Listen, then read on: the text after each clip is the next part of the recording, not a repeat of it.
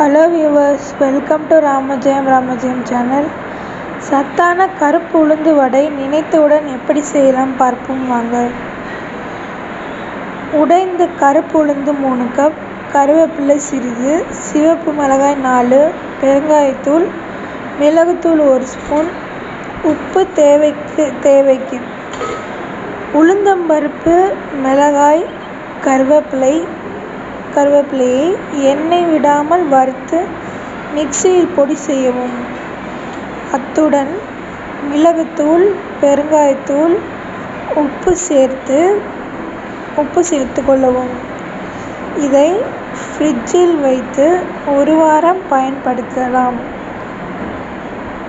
பாத்திரத்தில் 1 கப் வடை மாவை 1/2 கப் வெந்நீர் ஊற்றி கலக்கி 10 நிமிடம் ஊற விடவும்.